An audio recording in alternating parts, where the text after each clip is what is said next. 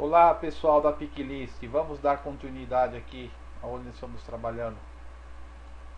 Pessoal, quando a gente mandava lá no meu processing, no modo de escrita, eu mandava o valor AB, um valor de controle e dois dados. Quando era o número 0, eu queria apertava o botão de emergência. Quando era o número 1, ele falava que eu queria saber estabelecer uma comunicação, que eu tinha que receber o valor REGI, né? REGI. Quando era número 2, eu queria escrever nos relés. Eu pegava esses dois próximos bytes aqui que estão de amarelo, que era o byte número 0, o byte número 1, o byte número 2, o byte número 3 e o byte número 4, era o estado dos meus botões. O estado dos botões, ele era, como que eu posso dizer para vocês? É o valor binário, né? São 2 bytes, valor binário, então eu membrava e desmembrava ele e mandava pela serial. Eu tinha um problema lá que valores maiores que 127 dava erro, né? Então o que acontece? Eu fazia isso daqui. Agora a gente vai trabalhar com temperatura, precisa saber os valores ADs, valor de encoder e outros valores. Então eu preciso estabelecer uma regra para eu conversar com o meu microcontrolador e com a minha placa. Então o que eu vou fazer? Nas aulas anteriores eu mostrei a placa para vocês, eu fiz tudo, né? Só para vocês recordarem, a minha placa é essa daqui. Então meu microcontrolador está aqui, certo? Eu tenho aqui os valores AD, eu tenho 12 canais de PWM, eu tenho LCD, eu tenho interrupção externa, eu tenho IOs, certo? E eu tenho o potenciômetro digital, eu tenho RS232 e 485. Então eu preciso criar uma regra para poder trabalhar com isso daí. Então essa regra está sendo criada aqui nesse momento, tá? Então se vocês se perderem, vocês vão ter que voltar na aula para saber qual que é a regra que eu vou fazer.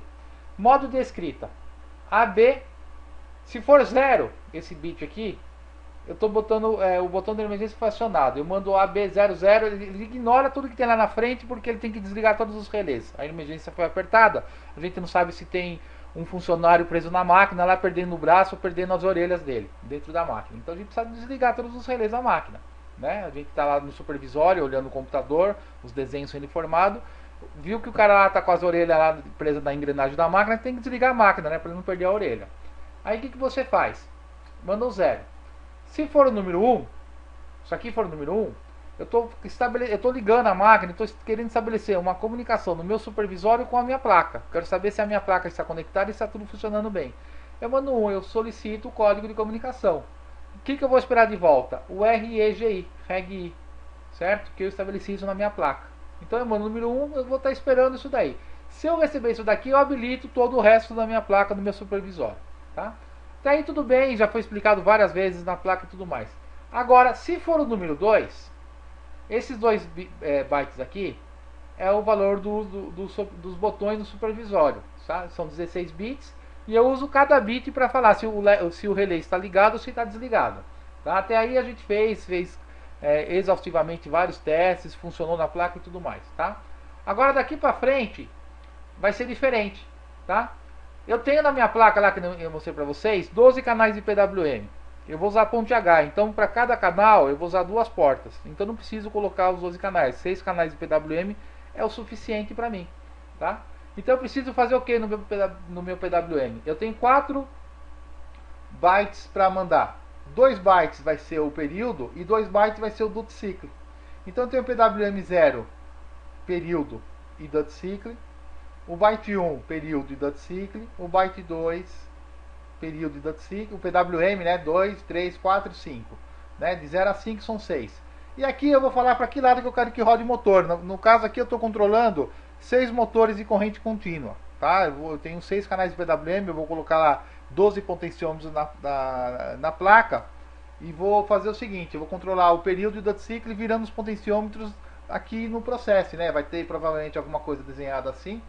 E aí nós vamos rotacionar isso aqui no nosso supervisório, né? Deixa eu fazer uma fazer uma bolinha aqui para vocês enxergarem. Vou fazer alguma coisa parecida com isso daqui, né?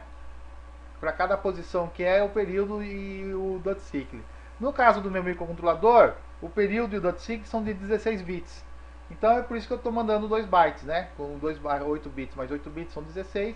Então eu vou estar controlando a velocidade de 6 motores de corrente contínua. Poderia estar controlando 3 motores de passo, né? Eu tenho possibilidade de controlar 3 motores de passo.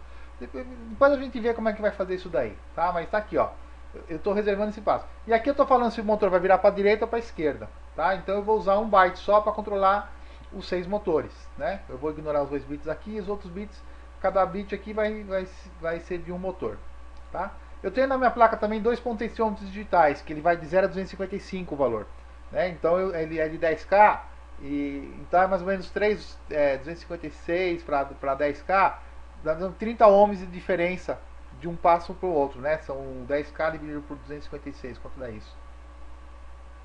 Cadê aqui, ó? 10.000 ohms dividido por 256 dá 40 ohms de diferença. Então eu tenho de 40 em 40 ohms num potenciômetro digital para a gente fazer o teste. Então eu vou mandar aqui, ó. Eu tenho 2 potenciômetros digitais, eu vou mandar nesses 2 bytes aqui, tá? Aí eu quero escrever na serial. Se eu botar aqui, ó, nesse campo aqui, ó, o valor número 0, eu não estou enviando dado nenhum para ele ignorar. Se eu estou enviando no valor número 1, eu quero que ele mande pela porta serial da placa, numa porta serial, todos esses campos aqui, ó, com a quantidade de dados, tá? A quantidade de bytes que eu quero enviar. Então eu quero mandar 10 bytes só. Eu coloco o número 10 aqui e os próximos 10 bytes eu estou colocando o valor que eu quero mandar. Se for o número 2, eu mando para a RS485 da minha placa. E se for o número 3, eu estou mandando para a rede campo. Então eu programa aqui no meu supervisório, eu vou usar esses campos aqui para mexer com a rede 485, tá certo? Então isso aqui vai ser minha padronização de escrita, quando for o campo número 2. Quando for o campo número 3, AB3, eu quero escrever no meu LCD, na verdade é um LCD gráfico. Então eu vou escrever alguma coisa no meu LCD, eu vou jogar aqui. Outra coisa que eu esqueci de falar para vocês percebem que todos os meus bytes aqui tem um CRC. O CRC eu estou colocando aqui, eu devo explicar para vocês mais para frente, tá? O meu microcontrolador tem gerador de CRC e controle de CRC, que é um algoritmo por polinômio. Se vocês quiserem saber mais sobre CRC, sobre controle de dados e tudo mais, de integridade de dados, vocês estudam isso no Google. É um pouco complexo para ficar explicando aqui em poucos minutos, tá? Mas tem o meu CRC também, todos aqui, meu último byte é o CRC, tá? Então eu tenho um AB, se for o número 3, eu vou escrever alguma coisa no meu LCD. Agora nós temos aqui, ó, o modo de leitura, quer dizer, quem vai escrever agora no meu supervisório é o microcontrolador. Como que ele vai responder as coisas, tá? Então eu também vou voltar a B. Se for o número 1, a minha máquina tem botão. Alguém pode apertar um botão. Então eu tenho que inverter o estado do meu botão no meu supervisório, não usando ele. Quer dizer, alguém apertou o botão de emergência da placa, eu desabilitei todos os relés. Então eu tenho que desabilitar os relés do meu supervisório. Eu tenho que prever isso daí. Ou alguém apertou para aumentar a velocidade da máquina, ou para diminuir a velocidade da máquina, ou acionar um outro motor da máquina. Então o meu supervisório tem que mudar o estado dos botões via a placa, né? Porque quem vai ser, na verdade, o servidor aqui na minha placa é o meu DSP que vai estar no meu microcontrolador. Pessoal, não se preocupe quando ser um DSP, um PIC 16, um PIC 18, 24, é tudo a mesma coisa em termos de programação. Eu não vou mexer em nenhum comando assim que vocês não consigam entender, tá? Vocês têm que saber o C18 se vocês estiverem mexendo com o PIC 18, ou vocês têm que entender do C30 se forem mexer com o PIC 24 ou o PIC 33, desculpe. Tá? Então é a mesma coisa, ó. Se eu mandar a B o valor número 1, eu vou estar mandando o estado dos botões. Os meus ADs na minha placa é de 12 bits. Então eu reservei aqui, ó, eu tenho 16 ADs na minha placa. Eu tenho 18 na verdade, esses 3 são desativados. Eu vou receber 32 bytes aqui de 12 bits. Então para fazer 12 bits eu preciso de 2 bytes dos valores dos meus ADs, tá? Eu tenho também o estado de I/O da minha placa, que são botões de I/O que não são para controlar relé, são sensores, alguma coisa que eu vou usar ainda, né? Eu mostrei aqui para vocês. Vamos chamar aqui o Proteus, né? Eu tenho aqui na minha placa esses carinhas aqui, ó. Tem o I/Os e tem a interrupção externa. Então eu quero saber o estado desses carinhas aqui, ó. Tá? Eu tenho ADs aqui, mas eu não vou estar usando esses ADs. Na minha placa eu vou ignorar eles. Então, tá aqui, ó. Eu vou saber aqui o estado dos meus IOs nesse cara, por bit, e o estado do IO das interrupções desse cara aqui, ó. Tá? Aí acabou meus campos aqui, que isso aqui eu vou ignorar. Não vou usar nada que não está em branco.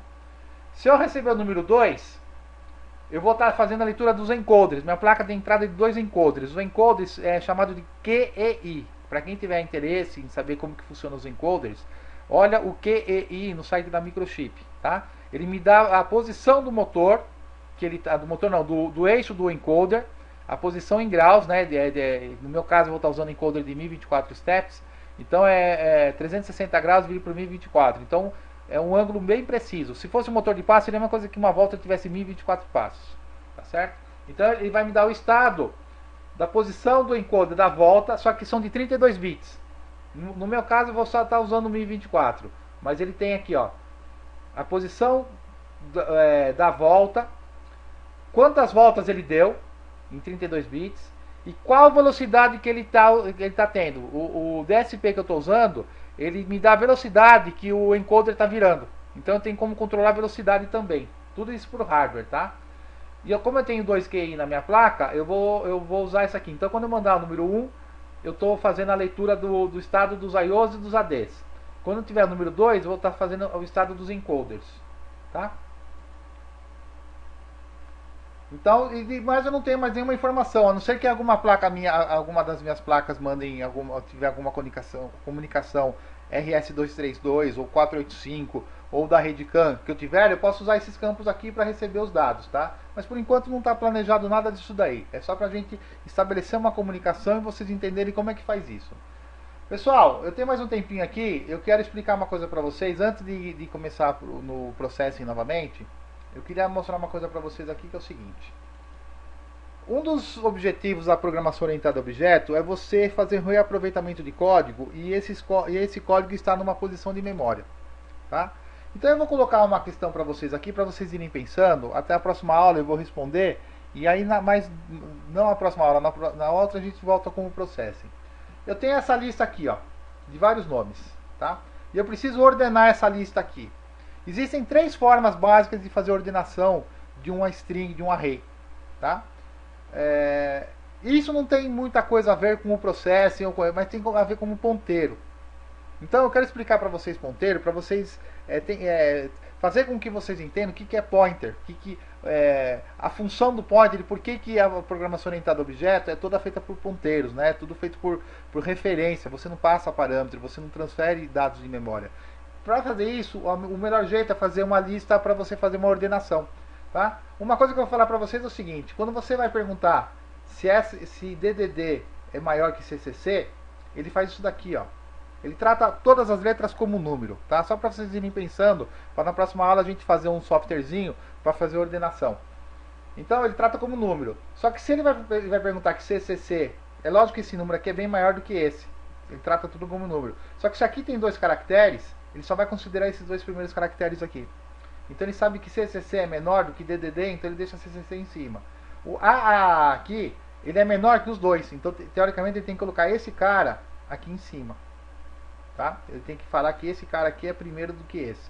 Então eu vou fazer um softwarezinho aqui, ou em Delphi, ou em alguma outra linguagem de programação, para fazer a ordenação dos dados. E eu quero que vocês entendam como isso é feito. Na verdade o Delphi já tem um programa pronto, que eu provavelmente eu devo usar ele, e eu vou usar o próprio exemplo do Delphi para mostrar para vocês como isso é feito, e como que é feito por ponteiro, para vocês entenderem o que é uma posição de memória e por que isso torna os programas muito mais rápidos. Porque eu tenho percebido que vocês não entenderam o objetivo da programação orientada a objeto. E eu acho que um exemplo de lista ligada, de lista para fazer ordenação, é um bom jeito de vocês fazerem isso, tá bom, pessoal? Então na próxima aula a gente volta. Até mais.